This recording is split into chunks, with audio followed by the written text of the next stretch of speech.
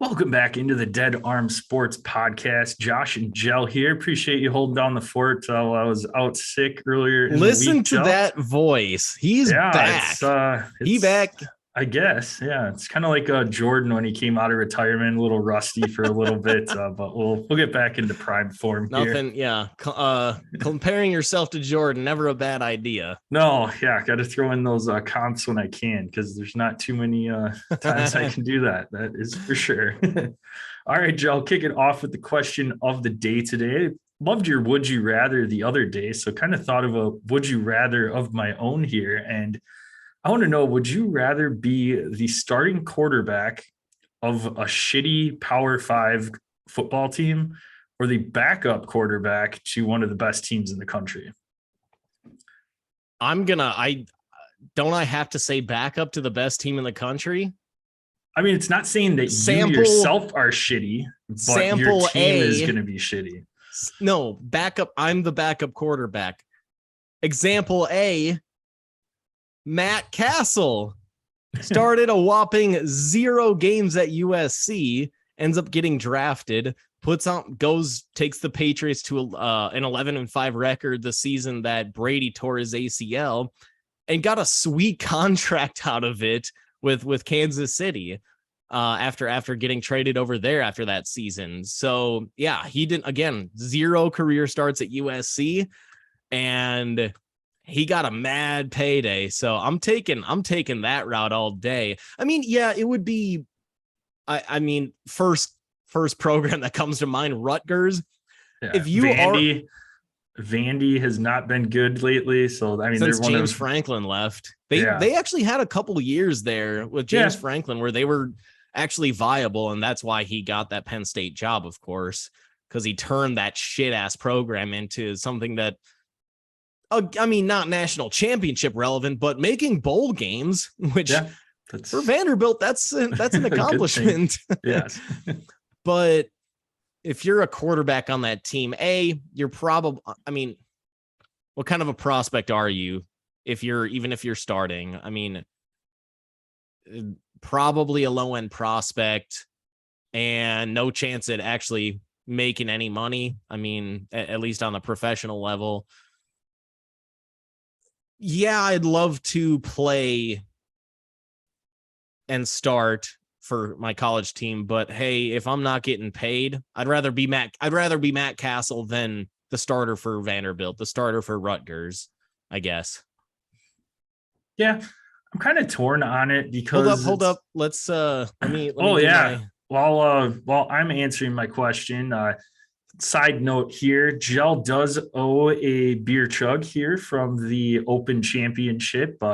Close matchup. Jell only beat you 4-1 this time, as opposed to 4-0 the last time during the US Open. I'm getting my ass torn apart on these majors drafts. I'm doing obviously a fine job. Yes, in every other tournament that doesn't matter as much, but these 4 majors, man, yikes. Yeah, he had first time ever I had all 5 of my guys make it to the weekend, so that was good.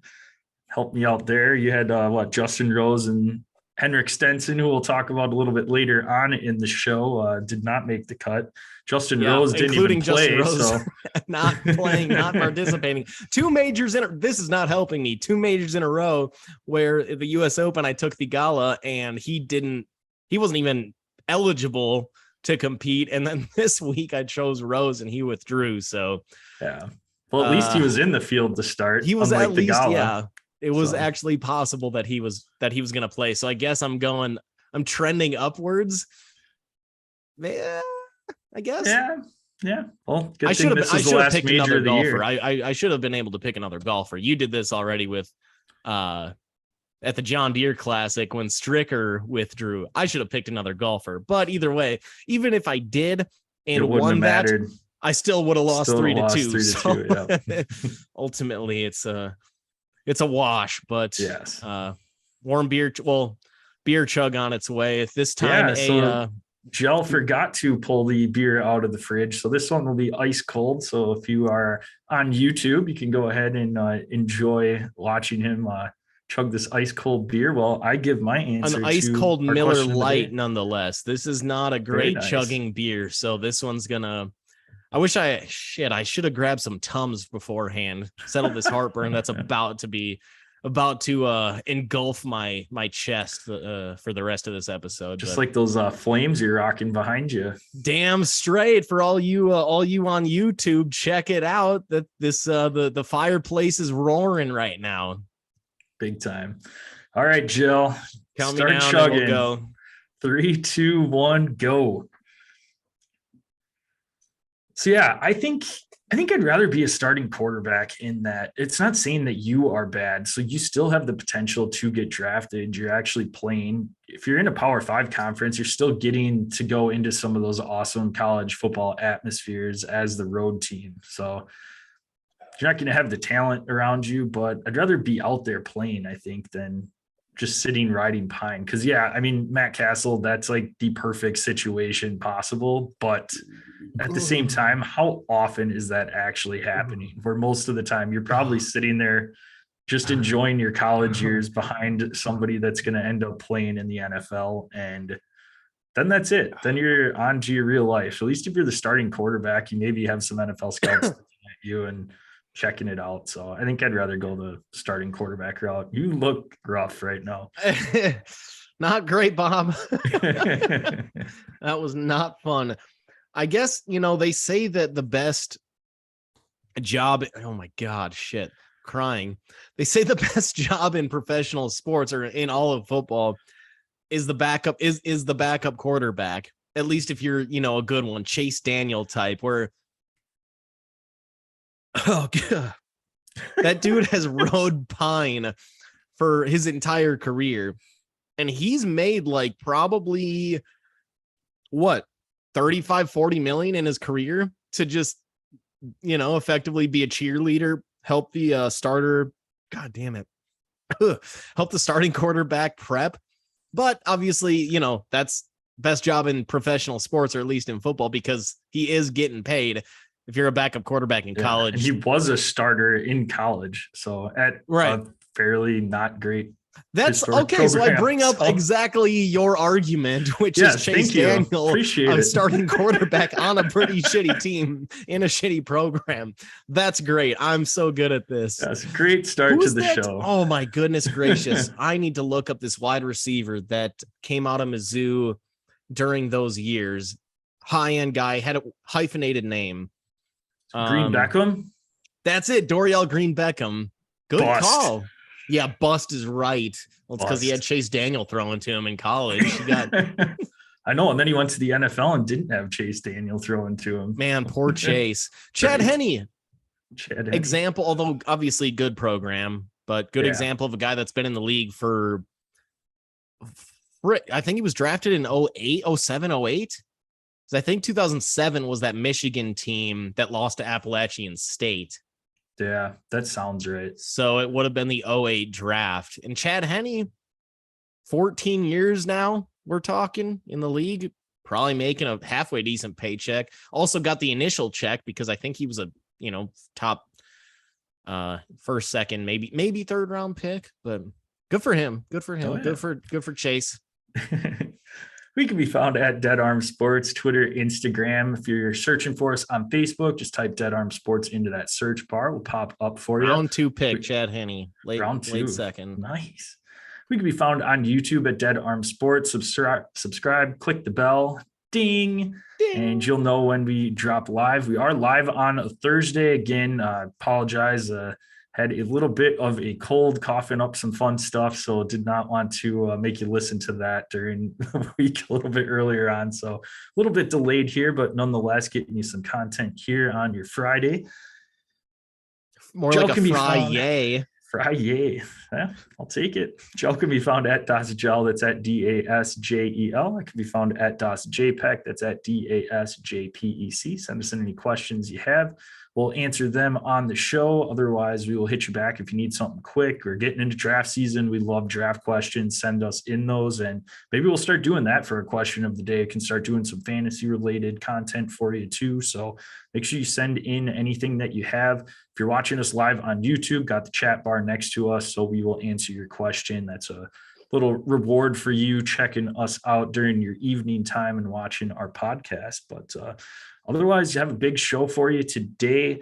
Going to talk a couple contracts that are new, and then going to get into the NFC South fantasy football preview. Talk a little live golf, of course, because why not? They're Live it up. The content pouring out over there Living for us. on a prayer. Then going to finish off with the prestigious 3M Open in Blaine, Minnesota. So shout out to the Twin Cities. Yes, sir. Me. All right, it's going to kick it off. Just a little bit of college football news for you today. Kirby Smart, head coach for the Georgia Bulldogs, signed a 10-year, $112.5 million extension. So nice little payday for him. And I mean, obviously well-deserved. Georgia's one of the top programs in the country, recruiting, just coming off the national championship, SEC program. So yeah, that's don't have a lot to say. Just wanted to add that in, a little newsworthy item. But I mean, obviously deserving of that contract. He turned that team when Mark Richt left Georgia. It was a program that had underachieved for a while. Yeah, Mark Richt did have his years, those years with Matthew Stafford. He did say that he prefers Matthew over Matt. So let's make sure we get our names right. Oh, as well as, I mean, we've touched on Kenneth Walker. I guess his new name is Ken. Mitch Trubisky, coming out of college, now prefers Mitchell. I thought he just wanted to be called Mr. Kissing Titties. Well, I mean, he deserves that, but no, I mean, obviously, that Georgia program had been down for a few years, definitely below expectations, at least on the field. And, given the hotbed that Atlanta is for high school football recruits and the talent that's out there. And then Kirby Smart comes in and 2 years in, makes an immediate, really immediate difference. His second year in the program, which that's generally kind of when teams, when you get a new coach, really, really take off. His second year in that program, they're immediately SEC title contenders. And now he finally is able to jump Saban this past year and get that elusive title that Georgia fans have been craving. So absolutely deserves this deal. I'm also not really shocked at this number, over $100 million, 100. What'd you say? 112. Yeah. Over 10 years. I wouldn't be surprised if, 4 years later, if he's still continuing with the same success, they don't extend him, give him an additional raise. That's kind of how the Nick Saban deals have worked constantly, where it's like, he's like, especially when there were those rumors a few years ago, maybe it was 4 or 5 years ago, that he was considering going to Texas. Were those true rumors, or was it just Saban's agency saying, we want more money, pay me what I want? So I wouldn't be surprised if Kirby Smart ends up this, 3-4 years down the line, assuming this success continues as I would expect it to, he gets another deal and continues that, that checking account is getting a little bit bigger every year. So good for him. And again, well-deserved. Yep. Another well-deserved contract today, moving into the NFL. Josh Rosen, now Cleveland Brown. So yeah, I guess I do want to ask a kind of side question off of this. Do you think Cleveland has some sort of knowledge of how long that suspension is going to be? Otherwise, why in the world would you sign Josh Rosen? There's reports that it's going to be, or that they're expecting 8 games. I mean, who knows? This is our first time with Sue Robinson as the main, she's the kind of the judge and the arbiter. Is that what it was? Of this case. Ultimately, Roger Goodell can supersede her if he wants to, but I don't know if this is going to be the case that he would, because this is the first high profile case where she's been involved in terms of disciplinary action. And this was something that was negotiated in the last CBA between the NFL owners and the Players Association. So if he's, if he's going to immediately break that negotiation, and just say, okay, well, screw what she says, I want it to be 4 games, or screw what she says, I want it to be a full year. That wouldn't really be negotiating in good faith for this last CBA. So I think that he's probably I think ultimately the NFL goes with the recommendation that she puts out, but the Browns are saying they're expecting 8 games. So that would leave the Browns then for half the season, or I guess now technically just under half the season, with Jacoby Brissett. And I don't know what's behind him, unless I don't think Case Keenum is still there. I don't think so. If he is, why would you sign Josh Rosen? So that would leave Brissett as the starter, Rosen as the backup now. And, I assume that that's why the Browns are doing this for some little, obviously an insurance policy. Yep. All right. All seriousness aside, the main reason why we're bringing up contract talk is the Kyler Murray saga has finally been resolved. Signs a 5-year, $230.5 million deal, and $160 million of that guaranteed. Now, the second highest paid annually quarterback in the NFL, and his 230.5, a nice, cool 500K more than Deshaun Watson. So you can see where that number came from. But what do you think here? I mean, obviously huge money for Arizona to fork over to Kyler. When he's on the field and healthy, pretty solid quarterback. But again, the health is a huge question mark. He hasn't finished and played a full season in a couple of years now. So what do you think of this money? I mean, obviously quarterback's the most important position in the NFL. The market for that every year gets redrawn up, and guys are just getting even more money year after year. But what do you actually think of it? Well, first off, okay, I've got 2 things. First off, I want to point out Case Keenum is another quarterback that could fall under that starting quarterback for a shitty program. He's made $44 million in his career, so good for him. Also, as you just keep backing up my answer being correct, the correct answer. Then I'm taking my answer back. I'm gonna go with what you said. But seriously, my favorite part of this deal is that he's making $100,000 more than Deshaun Watson every year of this contract. That is such gold that I truly appreciate, as as he just wanted to one up him, and rightfully so. He's, we've said in the when talking about Kyler in the past, there's been tons of up and downs with his play and with the Cardinals just overall. A lot of inconsistencies. Generally have started the years really strong, both him and the Cardinals, starting off especially these last 2 years really strong, and then falling off at the end, especially this past year.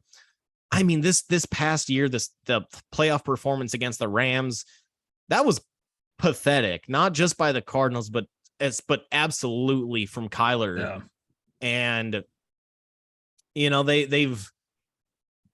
it's pretty obvious that the Cardinals' success is 100% tied to Kyler's success and Kyler's play on the field.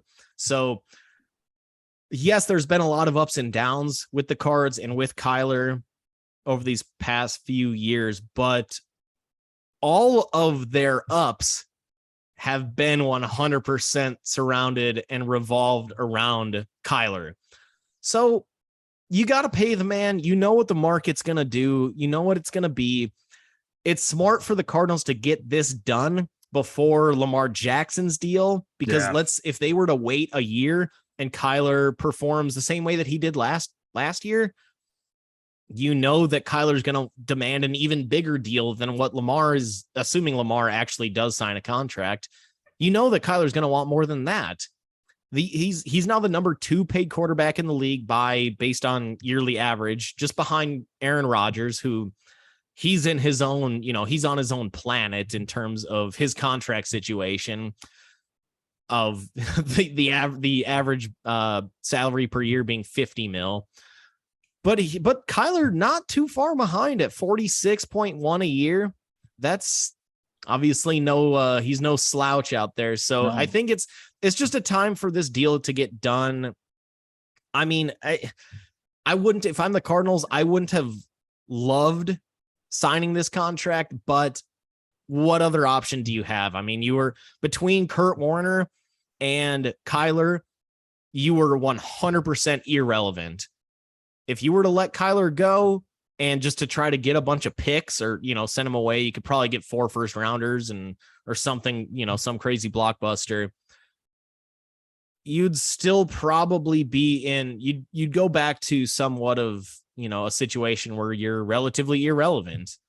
And a lot of times even if they were to get 4 first rounders, if the other team has Kyler leading their team, those first round picks are going to be lower in the first round. So it's not like you're going to be ending up getting a Trevor Lawrence, for example, a first overall pick. So it's the move that the Cardinals had to make. I think Kyler and his agency knew that that they had all the leverage in this situation. And, I think it's a contract that, yeah, I mean, it's just one that had to be done. I wouldn't say well-deserved. He hasn't earned $46 million a year, but he has all the leverage in this situation and he knew it had to be done. And the Cardinals ultimately had no choice.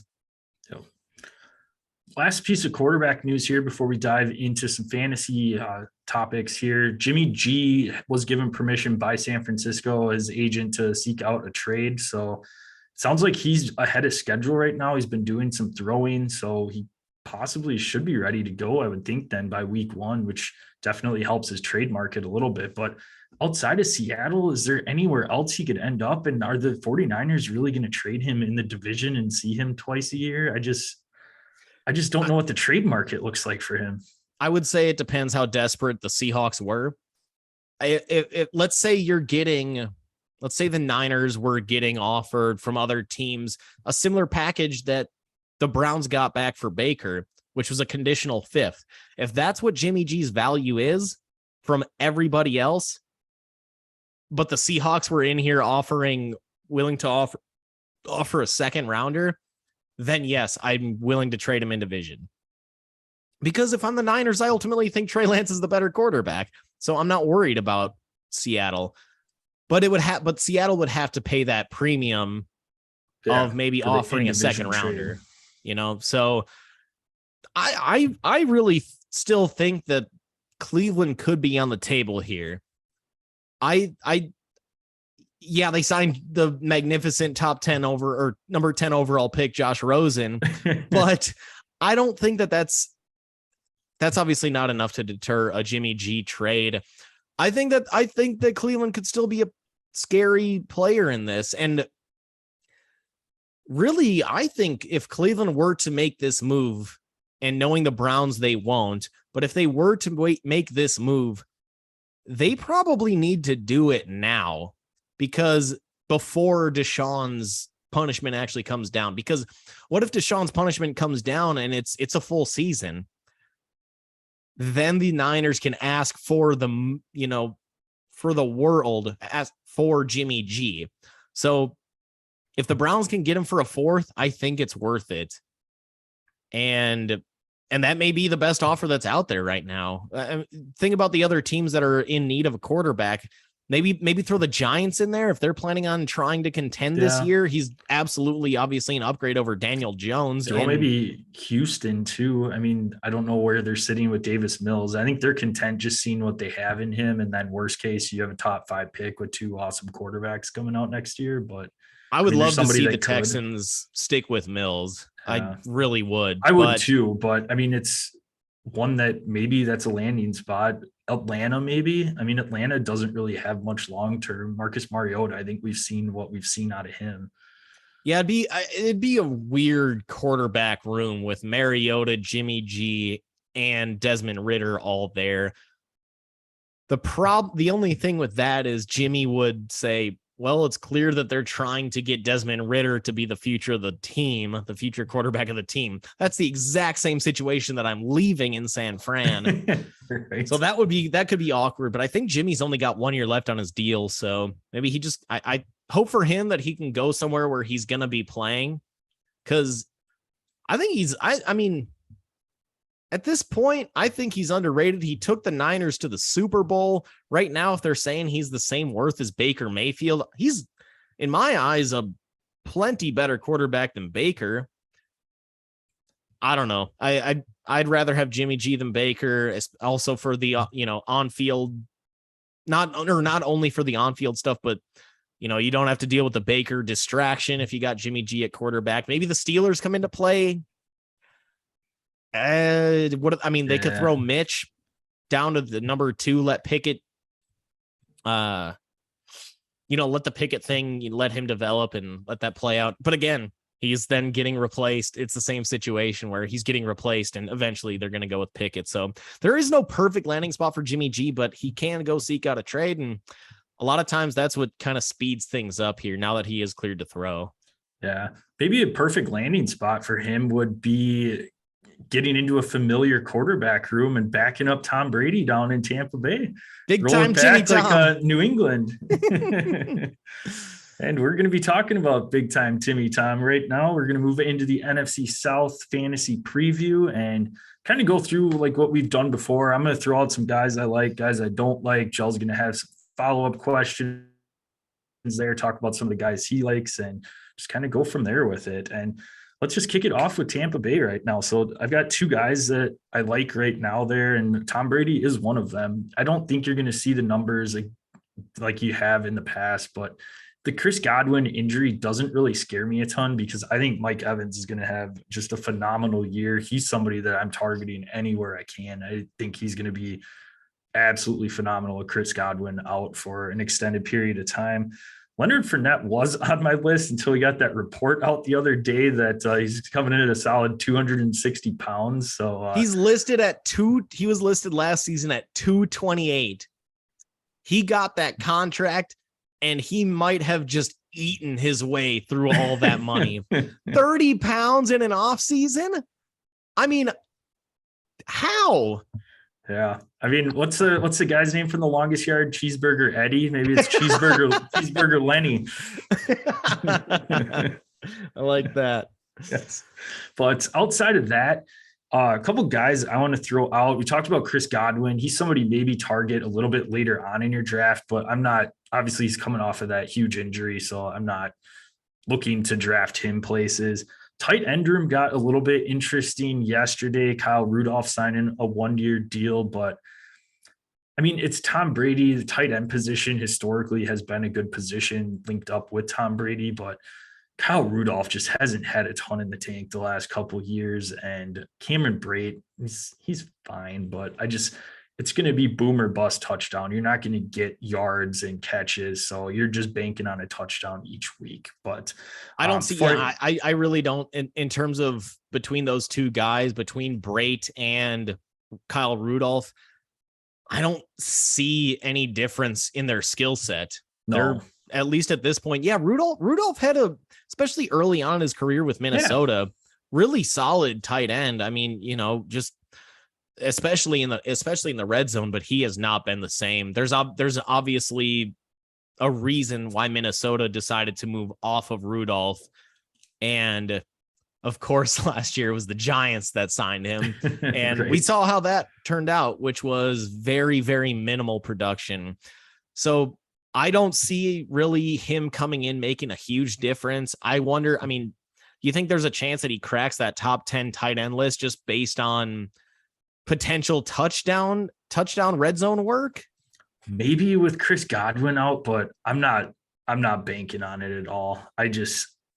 I don't see it. Like you said, Kyle Rudolph was solid to start off of his career. He was fine. He finished top 10 for fantasy. I don't think he ever really cracked top 5 at all. But I just later on in his career, he was with, I think, the Giants last year, didn't do a ton there. Obviously played alongside Evan Ingram, but no, I'm not looking to take a flyer on Kyle Rudolph late in the draft. I'd rather try and take Brevin Jordan, Cole Kmet, somebody that's got a little bit more upside, younger, that's got a bigger target share on their team. I just think there's a lot of mouths to feed here, and between Mike Evans and, again, once Chris Godwin comes back. And one of the guys I want to ask you about, Gel, is he was somebody that you were super high on last year. Nice change of scenery coming over from Atlanta. What do you see with Russell Gage this year? He's going to be able to step into at least that wide receiver 2 spot for a little bit till Chris Godwin comes back, and then move back over into that 3 spot. Ultimately, what is the long-term disposition on Chris Godwin? Do you know where look? he's I want to say he's like, I think he's going to miss at least the first month of the season, at least. But I'll look while you go ahead and keep going.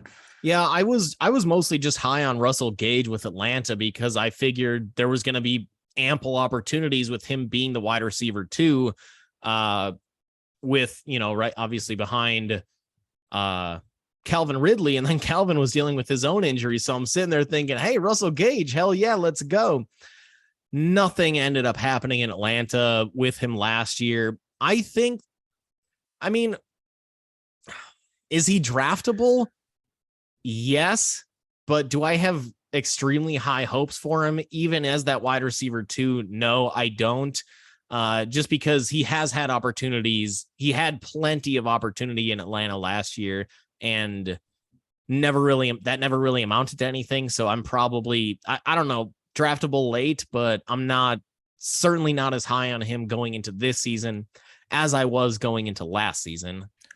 So Godwin, we got an update 2 weeks ago. Schefter had reported he's a little bit ahead of schedule. They're hopeful, I quote, hopeful that he will be available week 1, but they're not going to rush him back. So for me, that, at least right now, barring, obviously we'll get a lot more updates once the season is approaching, but how many? Okay, first off, let me not. I'm not trying to attack Schefter here, but when's the last time you heard a report saying that somebody is behind schedule on their recovery? Like, that report doesn't come out. Rappaport the other day, when then he got bodied by J.K. Dobbins, comes out and says that J.K. Dobbins isn't going to be ready by week 1, and then J.K. comes out and tweets at him like, I'm actually doing really good with my rehab right now, and I'm going to be there week 1. So that was slammed, really literally body slammed there. That was money.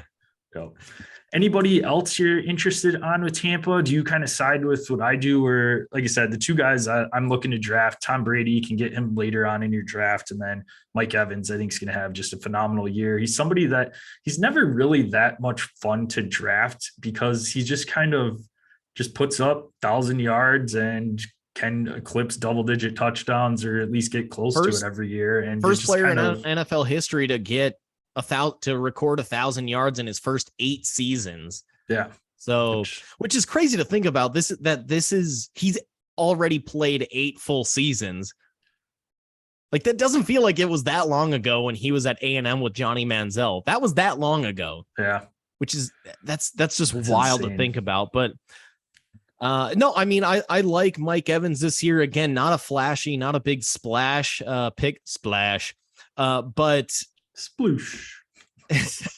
He's so not, but over at the end of the season, you look at his numbers and it's like, he ended up having a really damn good campaign. That was with Jameis, that's with Brady. So he's done it with multiple guys, just on the football field. I don't know about his personal life, but, but no, the only other topic, those are really the 2 money makers, I think, on the Bucks. My question to you then, just really quick, I mean, with Brady and Dynasty, if you're starting up a Dynasty league this year, what do you want to do with Brady? I mean, this is going to be his last year. It's pretty much feels like it's written in stone after he signed that deal with Fox to post-retirement come in and make on average like $34.5 million a year with Fox. So I think this is going to be his last year of football. Do you have any thoughts on him? Maybe get a younger guy early and see if you can get Brady late. And as somebody that, you know, kind of almost like a Favre Rodgers type of deal where, you got a guy waiting in the wings. Yeah, that's kind of what I would do with it is if, but again, if you're drafting somebody early, one of the younger guys, you're probably not pulling them from your lineup. So then I don't know if I really want Tom Brady at that point. I think Tom Brady for me. Well, no, but like, let's say, okay, but let's say I'm starting up right now and I draft Trevor Lawrence early because I know he's going to be there for 10 years. Can't I still go after Brady knowing that Lawrence is a question mark? Lawrence will sit on my bench, but knowing that Lawrence is going into this season, probably a little bit of a question mark. I think he's going to have a great year, at least a remarkably better season than last. But I know I've got an every week starter in Brady if I want to compete this season. Yeah, I guess you could go that route. I'm just curious on where both of their ADPs would fall in Dynasty, because if Brady's going in like the 8th or 9th round and Trevor Lawrence is up there in the, 3rd, 4th round, you're probably still able to get somebody pretty decent in that 8th round, where I don't know if I'd want to take my second quarterback then, outside of it being a 2-quarterback league. But yeah, that's a good point. You would have to probably take Brady earlier than you want. That's because fair. the team that I think would want Tom Brady is if you come out of the gate and guys fell to you and you're like, all right, right now my team is one that is going to be able to compete. I've got some solid running backs here. I've got some really good potential with my wide receivers. And then you go and grab Tom Brady. And then maybe towards the end of your draft, you're grabbing somebody that's a little more unproven, maybe one of the quarterbacks that came out this year that nobody's really super high on. And then you can kind of have them sit. But I think if I'm drafting Tom Brady, it's with the intention of him playing this year. And it's with him being my first quarterback off of the board. But I mean, again, I could see the Trevor Lawrence scenario too, but again, you just have to look at what's going on in your draft right now, because there's still a lot of talent, especially for Dynasty, that you can get in that 8th, 9th round, where he's probably more than likely going. But fair. All right, so let's move over to the Saints and a couple guys. Do they now, with Breeze and Sean Payton gone, are they going to fall back to the infamous Aints that they were known as pre Drew Brees? I mean, if Jameis wouldn't have got that LASIK, he might not have been able to see the S, so they could have been the Aints. But thank goodness he got that LASIK. Amazing that he surgery. can see now how much that helps. Right. Crazy. Speaking of Jameis, I don't mind taking a shot on him a little bit later on. We've seen him have success in the past. Yeah, he's going to throw some ugly picks, but he's got a nice wide receiver core there. You got Jarvis Landry, Michael Thomas, Chris Olave. Chris Olave is somebody I'm super high on right now too. I'll talk about him a little bit later on, a little bit more detail. But yeah, I really like Chris Olave. And I guess the one that I'm kind of torn on, we don't have news again on the suspension for Alvin Kamara, but where are you sitting with Kamara this year? Right now, he's going middle to late 2nd round. I mean, are you comfortable with having somebody that's out potentially 4 to 6 games? Once he comes back, it's not like he's hurt or anything like that. So he's going to be in football shape. He's going to be ready to go that you can throw into your lineup. But that's a huge hit to take for 6 games in the 2nd round too. So what do you sit there? I mean, he's obviously an easy 1st round pick if it weren't for this suspension. No questions asked. Yep. So you love the talent. You know that he's going to be getting the ball every other down on offense, it feels like. But let's say, the Ezekiel Elliott suspension was 6 games. And I would imagine this will be 6 games for Kamara. I would not feel great about taking him in the 2nd round. And the reason is because you need the first 6 weeks. You need wins in the first 6 weeks to make the playoffs. You can't just, it's not like baseball where, if you're playing fantasy baseball, you can kind of sit around for the first 6 weeks and until Bobby Witt gets hot, for example, or until Julio Rodriguez, breaks through, similar to how it's happened this year. Of course, I was the idiot in my fantasy baseball league where I dropped Bobby Witt because he had a shitty first month. And then the second I drop him 2 weeks later, starts going off. Sounds about right. So that's what I mean. Like you can recover like that in a 6 month long baseball season. You can't recover like that in fantasy football. You need your RB1 to be there day one. And yeah, it would be amazing to, once week 7 rolls around, you can plug in, let's say you get a running back in round 1, a high-end running back in round 1, and then you're able to get Kamara in round 2. It would be amazing to say, I got Christian McCaffrey and Alvin Kamara as my RB 1 and 2, but you'd have to figure out a way to plug somebody into that RB2 slot for a number of weeks, and for the first 6 weeks at least. And you're going to have to draft, if you're out there willing to, and you've got the balls to draft Kamara, you're going to have to basically tailor your entire draft around him being out for those first 6 weeks, because you might have to go running back, Kamara, and another back for your first 3 rounds. And those third round running backs can be pretty iffy. That's when you get into that kind of like Miles Sanders-ish territory. So if you could you're going to really have to tailor your draft 100% around, assuming that he's going to be out for the first 6 weeks. Yeah, if you could get like a David Montgomery or something, somebody that's like fairly consistent, not going to win you any weeks though, that might be somebody that you could target in your 3rd round, depending on where you're sitting to. That might get you through a little bit. But that's a huge gamble to take with that, because like you said, I mean, maybe you're Cooper Kupp and then you do Kamara and then try and go 2 more running backs right after that. Maybe you could get like a David Montgomery, Miles Sanders, and then maybe like a Breece Hall or something, that depending on just how your draft falls, then maybe at that point you're going to be reliant on Breece Hall, a rookie from week 1. And history shows that rookie running backs week 1 through, their first couple of weeks in the NFL, unless, I mean, you've obviously got outliers like your Saquons of the world. Kareem Hunt went off to his first year. Kareem Hunt, you could throw him in there probably, into that mix. So it's like, you really have to tailor your whole draft around your entire roster around Kareem Hunt, or he also had suspension issues. Alvin Kamara as your, if you're going to take him in the 2nd round. So I feel iffy about it, but if I had a strategy, a very strong strategy, if I had the number 2, number 3 pick and was able to get one of those top backs, knowing that I'd be in the 2nd round, and if Kamara were to fall to me, maybe then I would take him late in the 2nd, knowing that in the 3rd round, assuming you're running a snake draft, that wraps around and you could get, a somewhat high-end running back to kind of supplement the Kamara absence. So it's risky biz, but if you're going to take Kamara, just be prepared to draft accordingly.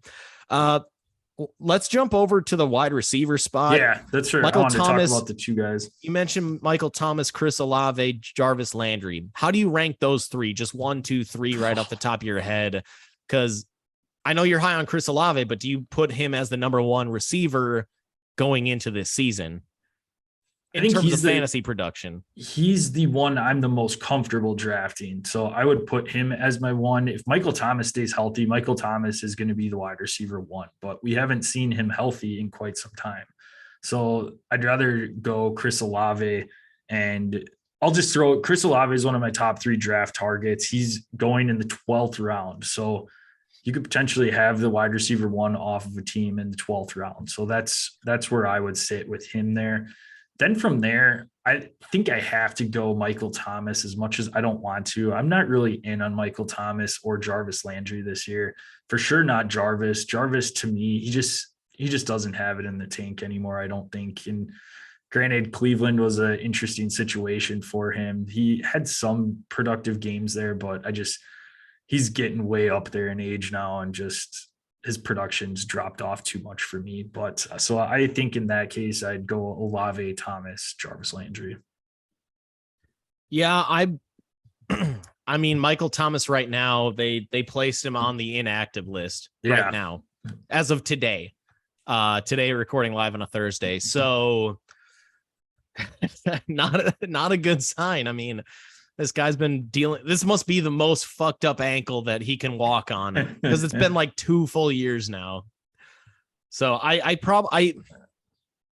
think Michael Thomas ends up finishing above Olave, but I'd feel more comfortable at the same time. I'd still feel more comfortable drafting Olave, because at least you're going to get something out of him, where Michael Thomas, mad wild card.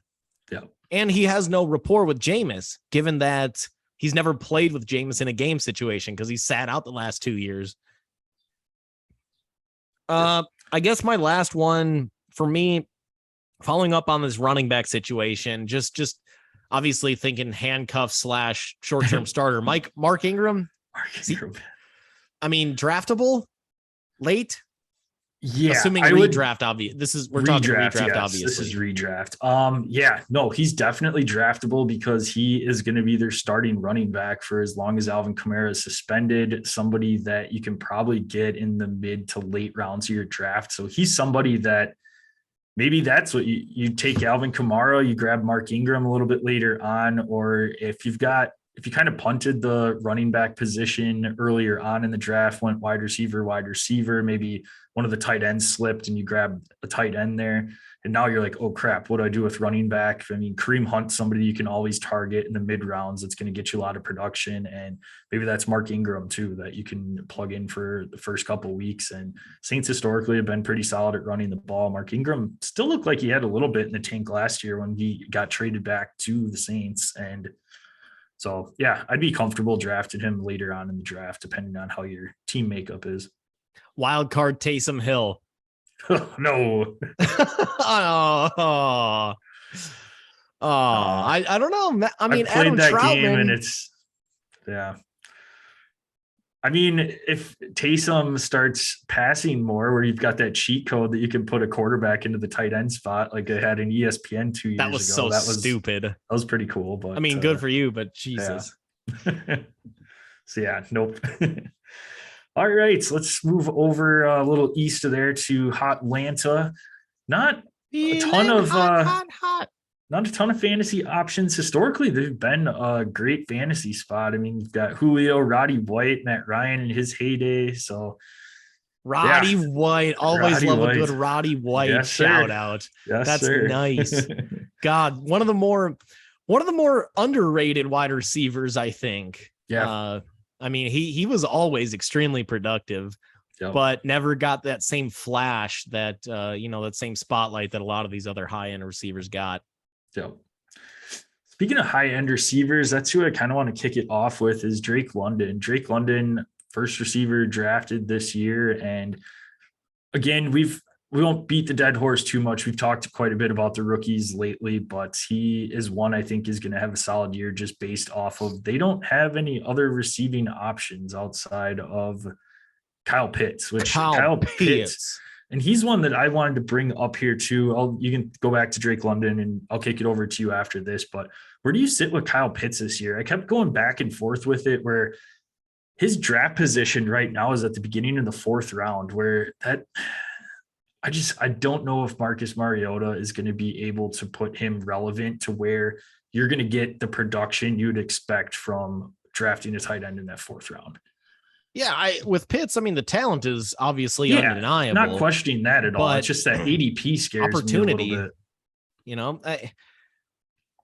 I don't know. I'm looking at kind of some of the, where some of these tight ends in these mocks are getting drafted, and he's going as the number 4 tight end, and that's above Darren Waller. That's above your boy Dalton Schultz. Mm-hmm. Which I think I'd rather above have both TJ of them Hawkinson. I'd absolutely rather have. I shouldn't say I would rather have Hawk than Pitts. They're in that same tier to me, where but we've seen more out of we've seen more out of Hawk than we have out of Pitts. The problem with Atlanta too is that offense is not going to be extremely opportunistic. How many times is Kyle Pitts going to see the end zone? That was the issue with Julio for however many years in Atlanta. He'd throw up insane number of yards and finish with like 4 touchdowns. And it's like every year Julio goes as a top, for a long stretch, he was going as a top 3, top 5, if not number 1 wide receiver off the board, and would end up always disappointing based off ADP because he never was getting red zone touchdown opportunities. So Mariota, Desmond Ridder at quarterback, those opportunities are just going to continue to be limited. And that's why I'm a little bit more down on Pitts from where he's being currently drafted. Early 4th. I don't think I can pull the trigger there. And again, not a slight on Pitts, but Christ, what are you going to, I think if you take him there, it's too, you're going to be disappointed. Yep. I would agree with that. Only other one I really wanted to throw out that I think is relevant is some league winners last year, definitely with Cordy P coming out of absolutely nowhere. What do you see him doing this year? Do you think the rest of the league has kind of figured out how to game plan now to slow him down? Or I guess where do you see Cordy P this year? I don't think there's any chance that he matches what he did last year. No, I can't imagine it. He's always had that talent, but even last year you could see he was just kind of awkward. He didn't look like a running back. Like he's just kind of, he would get his head down when he needed to, and he wasn't afraid to take a hit and everything, but he still looked like a wide receiver, or looked like a running back in a wide receiver's body. And maybe it's because he's still wearing number 84 for him. but it just looked awkward. I just don't know how he can sustain the action that he had last year. And you were lucky as hell if you did pick him up, because he did put up over 600 yards on the ground and scored scored 6 touchdowns, but he was also an awesome receiving threat with 5 touchdowns receiving. So you got 11 scores out of a guy that you just pick up off the waiver wire and over 1,100 total yards. That's awesome. Do you see 1,100 yards total and double-digit touchdowns again this season? Absolutely not. No. So yes, draft him, but if he's there, if he falls to you, but definitely not a player I'm reaching for. Yep. Anything else on Atlanta before we jump ship to Carolina? Let's jump ship. All right. I've got 3 names that I will bring up, 2 that I like, 1 that I do not, and then I will throw it over for a discussion on Mr. Baker. But 2 guys, obviously Christian McCaffrey got the huge injury risk, but he's just an absolute game changer when he's healthy out on the field. And DJ Moore is also one. I think he's going to have a lot better year. He's arguably got his best quarterback throwing him the ball this year in Baker, which isn't saying a ton, but I think Baker and him will find some rapport. And that's tough. Yeah. So, but I still think he'll have a little bit of better season too, just getting a little bit more consistency there. And that's pretty much it for the wide receiver room. Robbie Anderson's a no-go for me, but obviously agree with Christian McCaffrey. There's no arguing that. Moore, well, is he for you? Is he a lock top 3 pick? That's the only question on CMC. Yeah, I think so too. Yep. The only other receiver that I want to bring up is Terrace Marshall, and not for redraft purposes, but for dynasty. Do you see any future with him? LSU guy. Generally, those receivers end up working out, but if you have a dog shit quarterback, it doesn't matter. And he was not productive last year. Yeah, I think he's one that maybe you throw the little watch on, then just kind of keep an eye on it. But I don't know that he's necessarily worth rostering at this I'm point in I'm time. I'm right there with you. And then, yeah, I guess, what do you think about Baker this year? I mean, he's always been one that has potential. Is he rosterable for one quarterback leagues, or is he somebody that you're more comfortable sitting out on the waivers right now? What are you thinking on Baker? I mean, first off with Baker, most thing that I'm really most bummed about is that those progressive commercials are going away. Yeah. He's not going to be given the keys to the whatever Panthers stadium is. So, yeah, that I'm a little bit bummed about that, but I don't know. I mean, if I'm really, I definitely, obviously no chance at QB1 status, even coming off that, his good year with Cleveland. I don't think anybody really thought of him as a QB1 type of guy, or really that close, to be honest. He might fall into that kind of Mac Jones, Carson Wentz kind of category with the Panthers. I do think he's going to end up winning the job. So obviously, if Darnold is starting week 1, Baker becomes undraftable at that point. But somebody to keep an eye on. I would much rather stream him for bye week situations than draft him, I guess, especially in one QB leagues. Yeah, no, I agree completely there. So that's where I'm sitting with him as well. I've got my top 3. I'll run through those quick so that we can jump over to some golf here, running out of time. But Mike Evans, again, he's one I'm super high on. He's going at the back end of the second round, and I think he's got potential to be wide receiver 1, finish top 5. So definitely great draft value there, even though it's second round. DJ Moore's going in the 507 spot. So I like him there this year.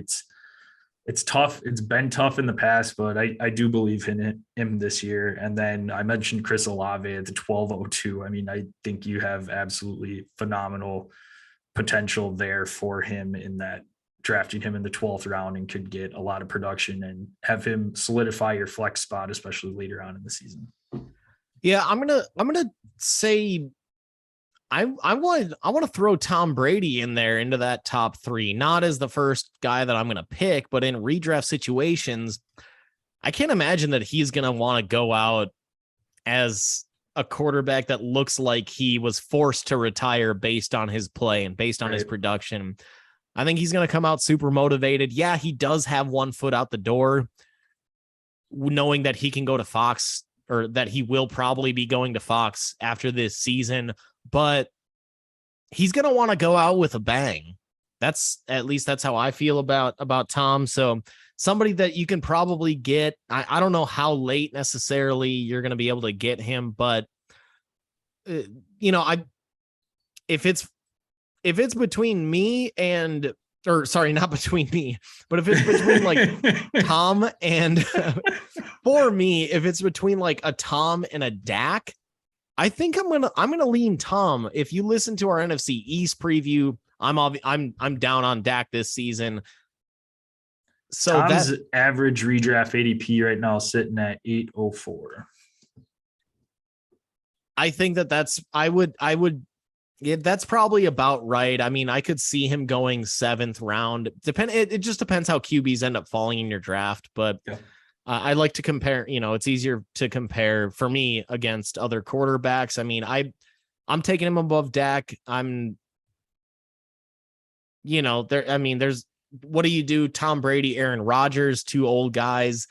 I'm probably going to lean Tom here too, over Aaron. The supporting cast. Yeah. So Tom is somebody I think that maybe, depending on how your draft falls, somebody that you absolutely need to keep an eye on. Not that he's a sleeper here, but keep an eye on the GOAT. Second guy that I want to definitely take a look at and that we didn't really touch on in the Panthers segment is Chuba Hubbard. Just knowing that McCaffrey does have the injury history that he does, Chuba is somebody that you could absolutely, A, great handcuff if you are a McCaffrey owner, or B, even if you don't own McCaffrey, you can still grab Chuba and think McCaffrey's going to end up going down at some point, and then you've got yourself, an RB2, possible RB2 at the very least, solid flex option. So that's the second guy that I definitely want to target. And then 3, I'm gonna echo what you said there with Olave. We don't know what you're getting out of Michael Thomas. Jarvis is, it's not like his production has gone down over the last few years.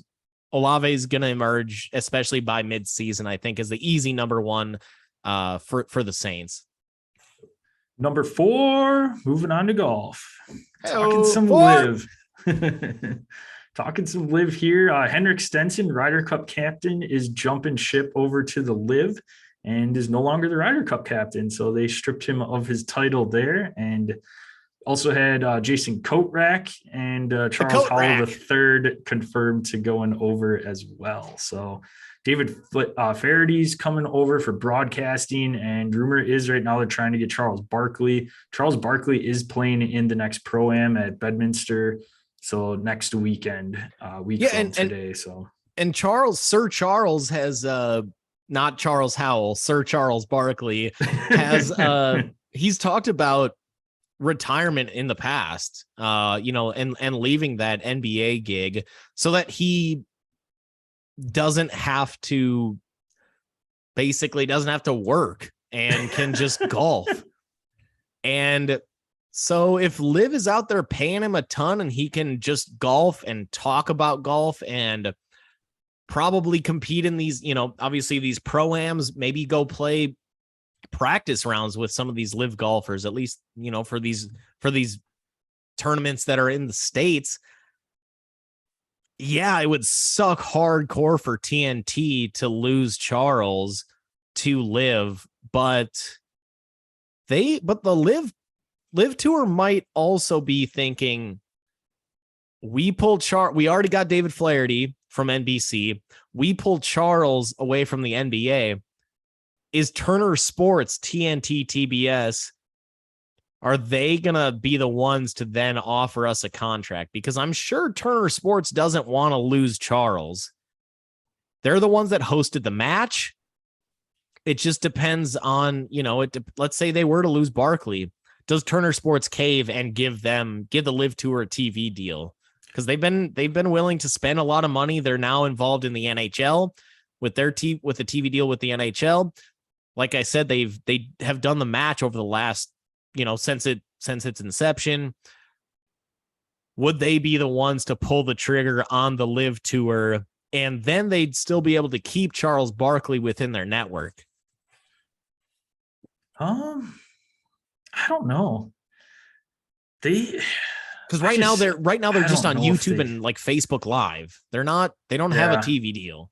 I don't know if TNT, they're going to have to look and see how much people really want to watch the LIV golf. I mean, depending on, but again, if it's not in the United States, it's going to be on at weird times where, what are you going to show, a replay of it? I mean, look at how hard it was to watch the Open unless you woke up super early in the morning. You turn it on when you wake up for work and they're already halfway through the afternoon round. So I don't know how lucrative some of it's going to be, but 6 of the 8 events were held in the States, or have been held in the States this year for the rest, or at least this season's initial,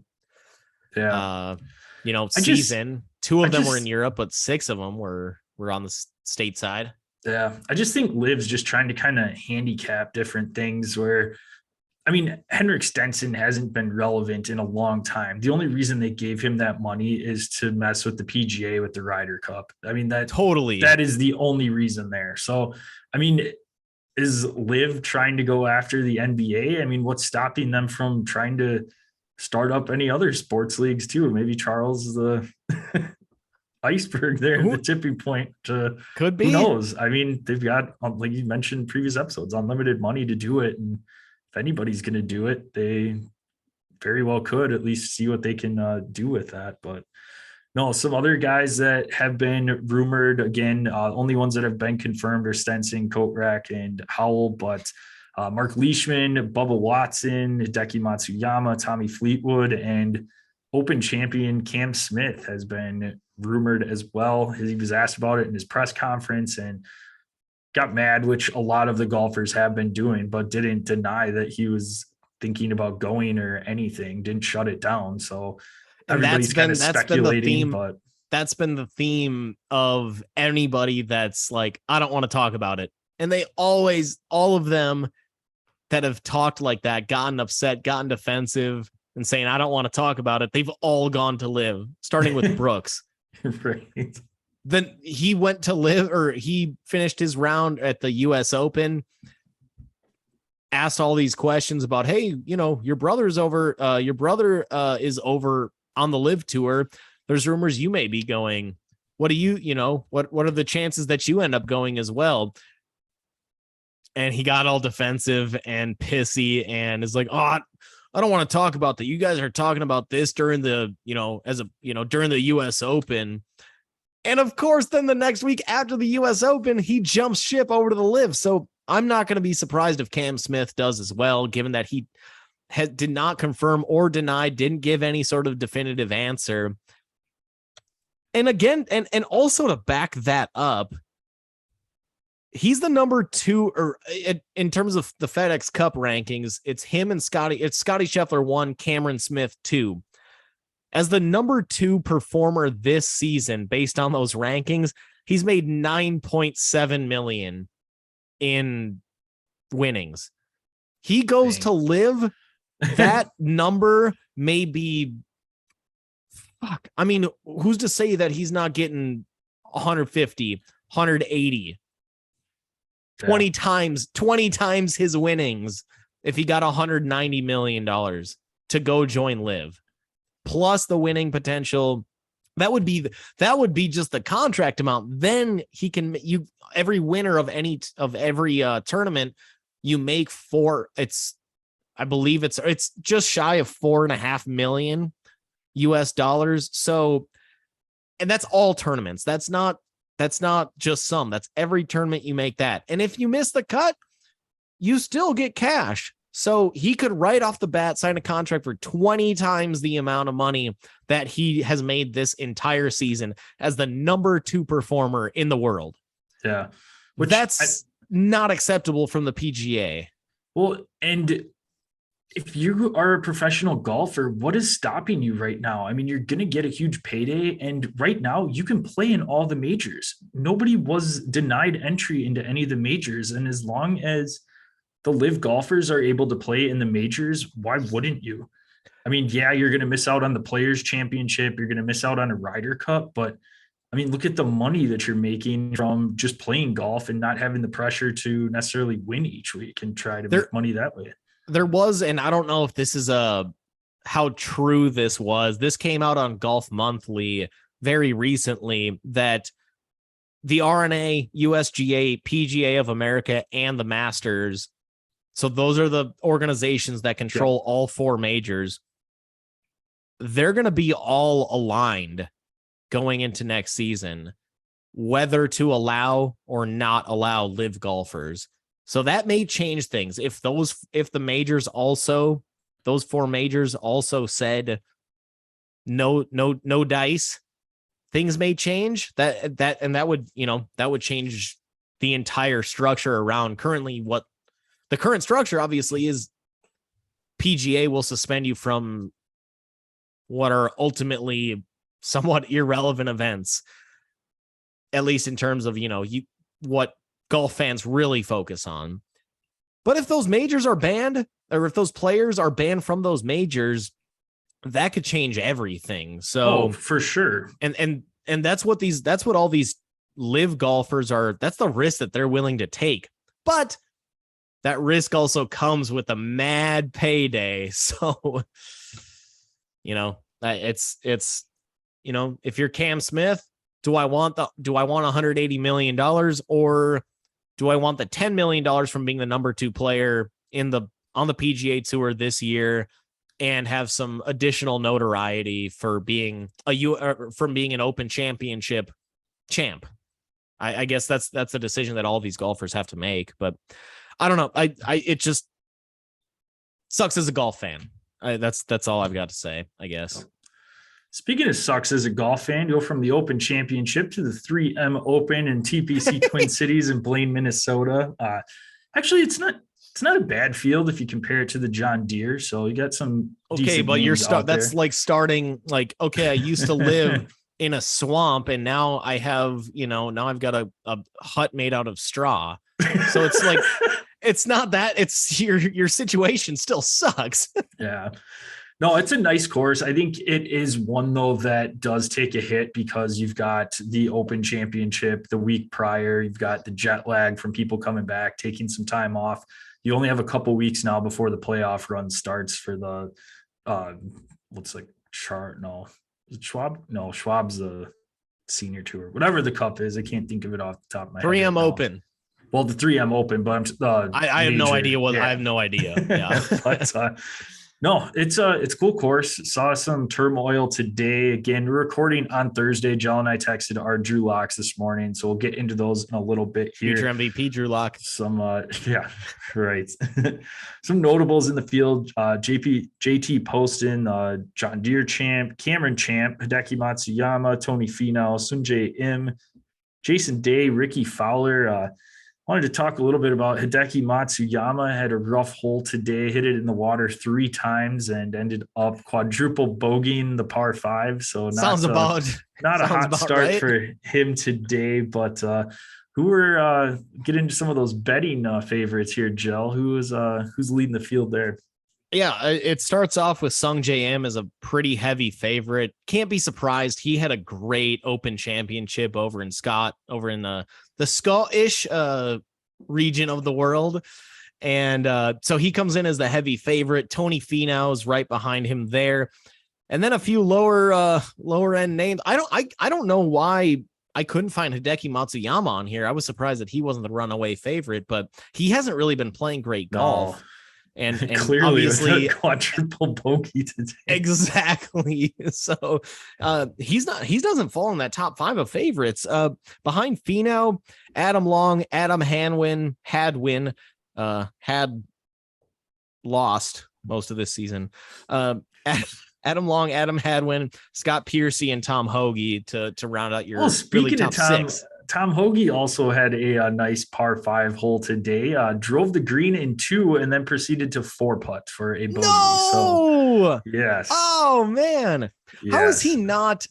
This guy needs like hoagies. I know I've said that before, but gotta open up a sandwich shop. Come on, yes. Get on that big retirement days. That's what he can do. But yeah, those are your betting favorites. Again, it's not a loaded field, but if you follow golf as much as us two, there's at least some recognizable names out there. Be good to see Tony Finau finally cash in. He had a, average day, but he's one of the more talented. Him and Sung J M, probably the 2 most talented golfers out there based on, past results and past performance. So not a shock that they're the top 2 favorites going into this weekend. Nope.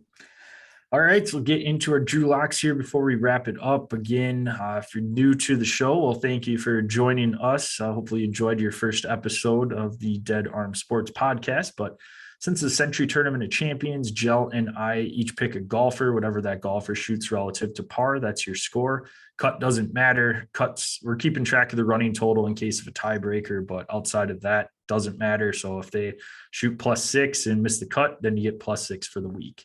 Once you pick a golfer, can't pick them again, and you can't pick the same golfer as your opponent for the week. And whoever is in last place, which my name has been permanently etched there since about March, I would say. It was early. You get first pick. So I am going with a gentleman that's coming off of a pretty solid Open Championship, has made a ton of cuts this year, his rookie campaign, and that's Jell's boy, Sahith Theegala. So had a little bit of a rough day today, quite a bit of bogeys, quite a bit of birdies, colorful scorecard, but sitting at +2 right now. So need a little work from him on his Friday afternoon round. So we'll hope for the best there. And Jell, who are you rocking this week? I'm gonna go Davis Riley he's my guy. I've put a little bit of cash on him before earlier in this season. Did not get a W on that one, but I've been pretty high on him lately. Really, I mean, him and Thegala both at plus 2,500 to win this tournament. So if you did end up putting any cash on those guys pre-tournament, not off to a great start. They both ended up after Thursday's round at 2 over. Current leaders at 4 under. So a few shots to make up, but I think that, I've liked what I've seen out of Riley. Both him and Thegala, both rookies, first year on tour, but both showing good, that they show that they got game. She got game. Both showing that they got game and they're here for the long haul. But, for Riley, yeah, he hasn't played since the Travelers Championship. That was 5 weeks ago, I believe, 4 or 5 weeks ago. But in that tournament during the Travelers Championship, he did gain 8 strokes off the tee. Problem was he lost 8 strokes on the green. So that ended up obviously balancing out to nothing. But he is second in tournaments that he's played in over his last 24 rounds in terms of strokes gained. So just looking at some of those metrics, assuming that he can get his putter together, he's gaining strokes off the tee. He's gaining strokes with his approach shots on the fairway with his irons. So if he can get his putting together, I think he's got a good shot here.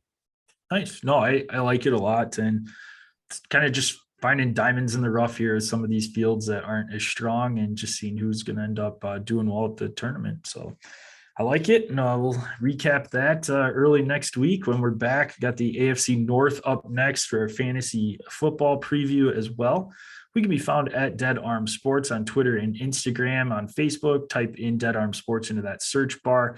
Make sure you subscribe to those pages. Usually have some content for you there, let you know when our episodes drop. And of course, if you subscribe on Apple, Spotify, YouTube, you'll know exactly when our episodes will drop. You'll get a nice notification, especially on YouTube. Click the bell.